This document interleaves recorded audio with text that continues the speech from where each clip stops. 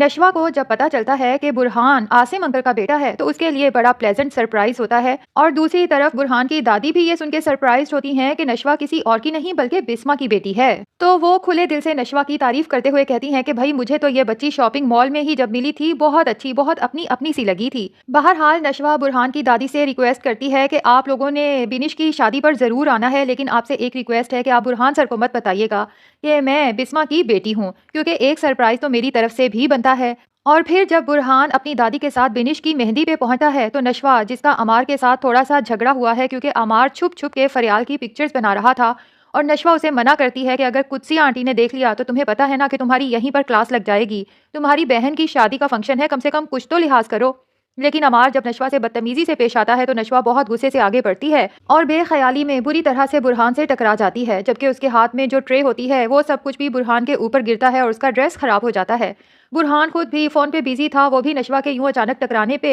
जब सामने देखता है और नशवा को खड़े पाता है तो उसे सच में हैरत का झटका लगता है। और जब ये पता चलता है कि नशवा उसी बिस्मा की बेटी है जिसके साथ मेरा बाप हमेशा से मोहब्बत करता आया है और सारी जिंदगी उसकी यादों के साथ गुजार दी, तो बुरहान को एक और हैरत अंगेज इंकशाफ होता है। बहरहाल अभी तो मजीद आगे बहुत से सरप्राइजेज हैं जो नशवा और बुरहान का इंतजार कर रहे हैं। जबकि नशवा बुरहान से आसिम अंकल के ना आने की वजह पूछती है तो बुरहान बताता है दरअसल बाबा को इस तरह का शोर हंगामा पसंद नहीं है, उनकी तबीयत खराब हो जाती है। तो नशवा सोच लेती है कि मैं खुद आसिम अंकल से मिलने जाऊंगी। फिलहाल तो उसे ये गुस्सा होता है कि सब लोग शादी का फंक्शन एंजॉय कर रहे हैं, लेकिन मेरी माँ है जो किचन में घुसी कामों में मसरूफ है, उसे तो तैयार होने का भी वक्त नहीं मिला और खुद नशवा को भी बिस्मा ने कामों पे लगा रखा है। तो नशवा बिस्मा के पास जाती है और उनसे रिक्वेस्ट करती है कि प्लीज अच्छा सा तैयार होकर बाहर आ जाएं, आपके इतना काम करने पे तमगाए इम्तियाज मिलने वाला नहीं है, वैसे भी इन लोगों ने एक टीम हायर की हुई है कामों के लिए, तो आप बिला वजह खुद को क्यों खपा रही हैं। इतने में नशवा का ताया यानी बख्तियार पीछे आके खड़ा हो जाता है और बिस्मा को अजीब सी नजरों से देखता है, जिससे बिस्मा को उलझन सी होती है। तो नशवा ये नोट करते हुए जब पीछे मुड़ के देखती है तो ताया को खड़ा पाती है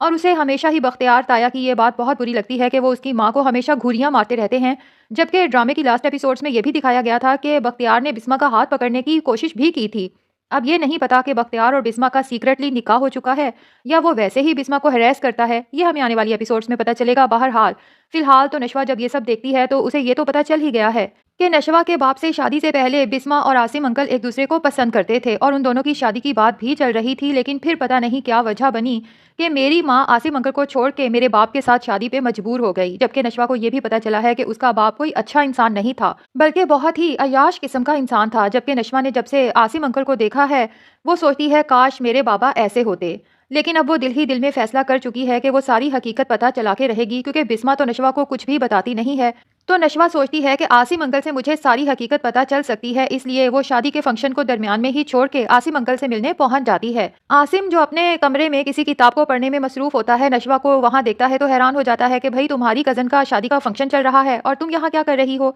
जिसपे नशवा भी शिकायत करती है कि आप शादी में क्यों नहीं आए, मैं आपका इंतजार कर रही थी। और उसके बाद आसिम से कहती है कि आई एम सॉरी, सुनना तो नहीं चाहिए था, लेकिन जब आप कुत्सिया आंटी से बातें कर रहे थे तो मैंने आप लोगों की बातें सुन ली थी और मुझे तब पता चला कि आप और मेरी माँ एक दूसरे को पसंद करते थे। आसिम कहता है नशवा ये बहुत पुरानी और बहुत तकलीफ दे कहानी है, फिलहाल मैं इस पे बात करना नहीं चाहता। एक काम करते हैं, मैं तुम्हें अपना फैमिली एल्बम दिखाता हूँ। जिसपे नशवा बहुत एक्साइटेड हो जाती है और पिक्चर्स देख के बहुत से राजों से पर्दा उठ जाता है, जिसमें नशवा को पता चल जाता है कि आसिम और बिस्मा सिर्फ एक दूसरे को पसंद नहीं करते थे बल्कि एक दूसरे की मोहब्बत में बेहद मुब्तला थे। इसलिए आसिम से कहती है प्लीज बताए ना कि आपकी मेरी अम्मी से शादी क्यों नहीं हो सकी। जिसपे आसिम नशवा से कहता है कि मैंने खुद अब्रॉड में इन्हीं सवालों से उलझते हुए अपनी जिंदगी गुजार दी, लेकिन कभी बिस्मा से मिला तो जरूर पूछूंगा कि आखिर उसने मुझसे शादी से इनकार का फैसला करके तुम्हारे बाप से शादी का फैसला क्यों किया। तो नशवा आसिम से वादा करती है कि मैं इसमें आपकी पूरी मदद करूंगी कि अम्मी से आपकी मुलाकात करवा सकूं, जिसमें आप लोग आराम से बैठ के सारी बातें कर सकें। दूसरी तरफ कुत्सिया की बेटी फरियाल ने भी नशवा और बुरहान की तरह कॉर्पोरेट लॉ पढ़ा है।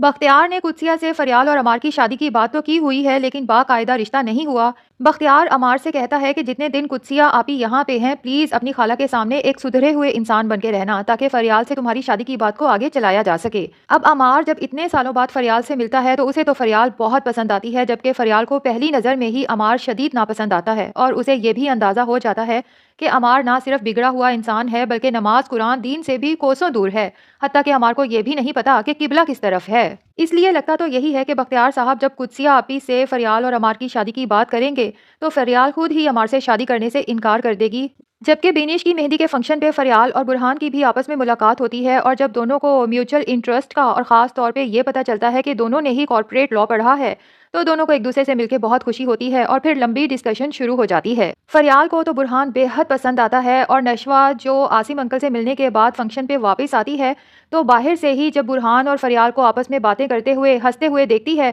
तो उसे अंदर से थोड़ी सी जेलसी की फीलिंग्स आती हैं और वो सोचती है कि बुरहान सर ने मेरे साथ तो बैठ के थोड़ी देर भी बात नहीं की, सबसे मिलने का वक्त है सिवाय मेरे। इतने में एक गुंडा सा लड़का आता है जो नशवा के साथ छेड़खानी की कोशिश करता है, जबकि अमार दूर से ही देख लेता है और फौरन जाके उस लड़के का गिरेबान पकड़ लेता है। अब ये भी नहीं पता कि अमार ने जानबूझ के नशवा को छेड़ने के लिए उस लड़के को भेजा हो। बहरहाल आपस में जब हाथापाई होती है, तो बुरहान फरियाल के साथ बाकी सब घर वाले भी उस तरफ मुतवज्जा हो जाते हैं, जबकि नशवा को इस सारी सिचुएशन में अजीब सी एम्बेरसमेंट का एहसास होता है। कुछ वो पहले ही दुखी हो गई थी बुरहान को फरियाल से बातें करते देख के, इसलिए वो तो जाके अपने रूम में बैठ जाती है, जबकि बख्तियार खास तौर पे बिस्मा से कहता है कि नशवा पे नजर रखा करो। आसिम का बेटा कोर्ट में उसके साथ होता है, नशवा को अपनी तरफ से समझा लो कि उसे आसिम के बेटे के साथ ज्यादा मिलने की जरूरत नहीं है। जाहिर है बख्तियार के दिल में चोर तो है कि वो आसिम का घर उसी के बेटे को बेच के एक गलती तो कर चुका है और फिर उसे ये भी पता है कि उसके बेटे अमार के खिलाफ माहीन का जो केस चल रहा है, उस केस की सुपरविजन भी बैरिस्टर बुरहान यानी आसिम का बेटा कर रहा है। तो नाजरीन, देखा जाए तो कर्जे जान ड्रामे में 3-4 स्टोरीज पैरेलल चल रही हैं, लेकिन ड्रामा बहुत इंटरेस्टिंग है और सबसे इंटरेस्टिंग है बिस्मा और आसिम की लव स्टोरी। तो देखना यह है कि क्या नशवा बिस्मा और आसिम को मिलवाने में किरदार अदा कर पाएगी ताकि उसकी माँ की जिंदगी में खुशियां लौट सकें। आप में से किस किस को इंतजार है बिस्मा और आसिम के एक होने का, कमेंट सेक्शन में जरूर बताएं। वीडियो